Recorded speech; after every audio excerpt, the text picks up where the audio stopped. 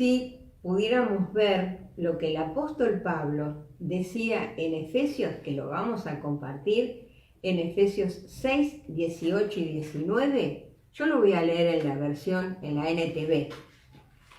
Dice: oren en el Espíritu en todo momento y en toda ocasión, manténganse alerta y sean persistentes en sus oraciones por todos los creyentes en todas partes, y oren también por mí. Pídanle a Dios que me dé las palabras adecuadas para poder explicar con valor su misterioso plan, que la buena noticia es para judíos y gentiles por igual. También podemos ver lo que decía en Colosenses 4, 2 y 3. Dedíquense a la oración con una mente alerta y un corazón agradecido. Oren también por nosotros, para que Dios nos dé muchas oportunidades para hablar de su misterioso plan acerca de Cristo. Por eso estoy aquí, en cadenas. Oren para que pueda proclamar ese mensaje con la claridad que debo hacerlo. Es decir, que el apóstol Pablo no la estaba pasando del todo bien, ¿no es cierto? Porque nos dice que estaba en cadenas, estaba preso. Dice,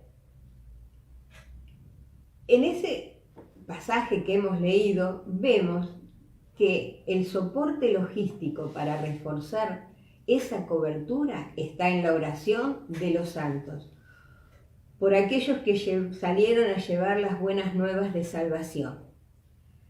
Creo que la vigencia de Mateo 5, 11 y 12 hoy toma una forma vivencial, o mejor dicho, presencial.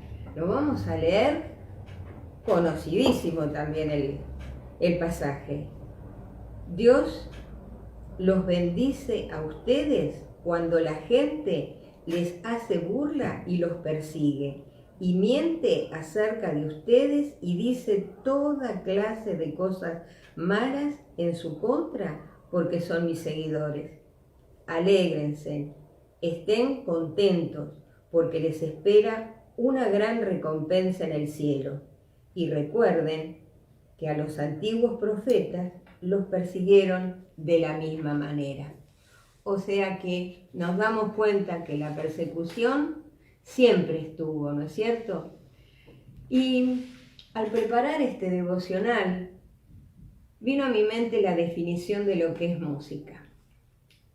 Música es el arte de combinar los sonidos. Es combinar ritmo con armonía y melodía.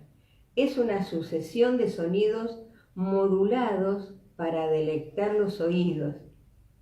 Y yo pensé en ese momento que la oración de la iglesia debía llegar a los oídos de Dios de la misma manera. Sabemos, como creyentes, que debemos orar. El tema está en cómo lo hacemos, porque lo más valioso en la oración es el carácter que la sustenta, la motivación que se lleva al elevar esa oración. Amor, compasión, humillación, reconocimiento, obediencia. Creo que a veces no nos damos cuenta que Dios utiliza nuestras oraciones para cumplir sus propósitos eternos. La oración tiene poder cuando es específica, perseverante y definida. Si bien la oración individual es innecesaria, podemos decir que la oración comunitaria es la expresión más extraordinaria de hermandad. Nos acercamos a Dios con súplicas y no por lo que yo necesito, sino por la necesidad o el sufrimiento de alguien del cuerpo con quien me identifico. En este tipo de oración todo es en común: las peticiones, las confesiones, las alabanzas, la adoración, la intercesión, la meditación. Pablo dice en 1 Tesalonicenses 1, en los versículos 2 y 3, dice: siempre damos gracias a Dios por todos ustedes y continuamente los tenemos presentes en nuestras oraciones. Al orar a nuestro Dios y Padre por ustedes, pensamos en el fiel trabajo que hacen, las acciones de amor que realizan y la constante esperanza que tienen a causa de nuestro Señor Jesucristo. Y si notamos en todos los pasajes que leímos, que decía Pablo, habla en plural, no habla en forma personal o individual, habla en plural. Entonces vemos qué importancia tiene la oración de la comunidad, la oración unánime. Quizás por mucho tiempo como iglesia, hablo de la iglesia universal, no la iglesia ni local ni de este país, a nivel mundial, ¿no es cierto? No estábamos o no estuvimos presentes como deberíamos haberlo hecho, ya sea por desconocimiento o por preocuparnos más por lo que nos rodeaba, sin pensar que los años transcurrían y nos íbamos indefectiblemente acercando cada vez más al final de los tiempos. Podríamos decir que ese tiempo en que la iglesia no estuvo tan atenta a lo que ocurría en el mundo, podríamos decir la frase de Jesús frente a la hija de Jairo: no está muerta, solo duerme.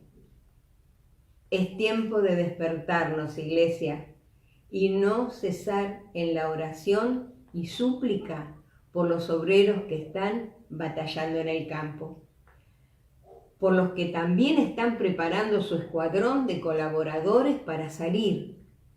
Tenemos que orar por los países y las etnias que nunca escucharon el mensaje de salvación, para que sus corazones estén preparados por el Espíritu Santo y no rechacen la palabra, ya que quizá no tengan otra oportunidad de conocer a Dios y el regalo de salvación que fue otorgado por Jesús en la cruz. Oremos por los hermanos que están trabajando en la traducción de la palabra en distintos idiomas y dialectos, y cuyos trabajos muchas veces son destruidos porque se piensan que son una amenaza política y cultural del lugar donde están trabajando. Otras veces no pueden avanzar porque quienes les enseñan el idioma son amenazados por sus jefes o líderes. Y hay una parte en la que me detuve a pensar, y fue por aquellos que por haber aceptado al Señor como su Salvador, renegaron de su religión familiar, original, y fueron perseguidos por sus familias, por las autoridades políticas de sus países de origen. Y hoy son maltratados en otros países por ser refugiados. Que estos hermanos puedan ser luz en el lugar donde están y por sus testimonios otros puedan conocer al Señor. Ellos son misioneros puestos por Dios en el lugar donde están y sin recurso alguno. Solo cuentan con la palabra y la fe, y es necesario que no bajen sus brazos ni decaigan sus fuerzas. Hay otros países donde persiguen de una manera más astuta y silenciosa, promulgando leyes que no condicen con el propósito eterno de Dios. Que el Señor nos ayude a pensar cuánto necesitan los obreros para seguir adelante, dónde se encuentran trabajando. Sabemos que las economías en todas partes se están desgastando y que nos necesitan en lo económico también. Muchos de los obreros están con sus familias y ello implica obligaciones de educación y salud. Oremos por los hijos de estos obreros, que son niños y adolescentes que dejan todo, porque el llamado es de los papás y no siempre ellos pueden entenderlo, pero se ven dejando afectos, familias, amigos, y muchas veces se les hace difícil aprender a vivir en esa nueva realidad, quizás porque no cuentan con todo lo mismo que tenían, ni a veces ni parecido, ¿no es cierto? Viven otra cultura, otra forma de estudiar, a veces con muchas dificultades en el idioma, y eso hace de que les cueste la relación con otros niños, a los que también tienen que tener cuidado de lo que dicen acerca de lo que hacen su familia, porque saben que corren riesgos. Aún en la alimentación, estos chicos sufren el desarraigo, ¿no es cierto? Porque acá viven de otra manera o en otros países son distintas las culturas y la alimentación también es distinta. En fin, hay un montón de circunstancias mediante las cuales tenemos que tener en cuenta, por pequeñas que sean. Cuánto para repensar y reflexionar. ¿Qué estoy haciendo? Porque todos somos iglesia y por lo tanto estamos en misión. Sin viajar cerca nuestro, hay distintas etnias a las que quizás nunca le hablamos del Dios poderoso y amoroso que tenemos por Padre. Es un tiempo distinto, es un tiempo nuevo, aprovechamos para ser agentes multiplicadores de bendición, así poder llegar hasta lo último de la tierra. Todos hemos leído en la Biblia el mensaje de aliento con el que se saludaban aquellos hermanos que nos dieron el inicio a lo que hoy tenemos. Y no es que le estaban pasando bien, pero ese aliento que se daban es decir, Cristo viene pronto. Hoy sigue siendo también nuestra esperanza. Cristo viene pronto. No desaprovechemos el tiempo. Es tiempo de ponernos en marcha.